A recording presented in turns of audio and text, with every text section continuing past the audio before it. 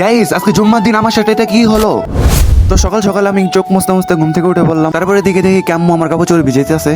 তারপরে দিকে আম্মু বললো, তুই তো ভালো চা বানাতে পারোস, তাহলে আজকে আমার জন্য চা বানা। তারপরে দিকে আমি গরম পানি চুলায় বসিয়ে দিয়ে বেয়ার এসে পেস্ট লাগিয়ে সুন্দর করে দাঁত মেজে নিলাম। এদিকে আমি মুখ ধুয়ে মুছে গরম পানিতে চা পাতি দিয়ে সুন্দর করে চারপর 3টা গ্লাস নিয়ে চা সুন্দর করে ঢেলে রুমে নিয়ে গেলাম। তারপর আমার কাপটা নিয়ে বিস্কুট ভিজে গিলাস শুরু করলাম।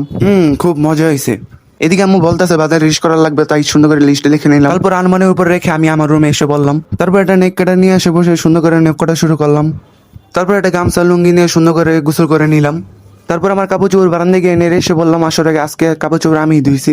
তারপর এদিকে পায়জামা পাঞ্জাবি পরে সুন্দর করে রেডি হয়ে নিলাম। এদিকে আমার আম্মু মুরগির গোস্ত রান্নার সময় 2 পিস ভেজে আমাকে দিয়ে দিল, আমি তাড়াতাড়ি গিলে নিলাম। এদিকে আমার আব্বু রেডি হয়ে ফাইনালি আমার জন্য রওনা দিয়ে দিচ্ছে, আমিও দিয়ে দিলাম। তারপর জটপট মসজিদের সামনে এসে দোতলে উঠে পড়লাম। তারপর দোতলে এসে সুন্দর করে বয়ান শোনার জন্য বসে পড়লাম। এদিকে নামাজ মোনাজাত শেষ করে তাড়াতাড়ি মসজিদ থেকে বের হয়ে গেলাম। দেখো গাইস কি হাতে ধরিয়ে দিছে। তো গাইস আমি বাসায় যেতে থাকি, তোমরা একটা লাইক করে তাড়াতাড়ি চ্যানেলটাকে সাবস্ক্রাইব করে দাও।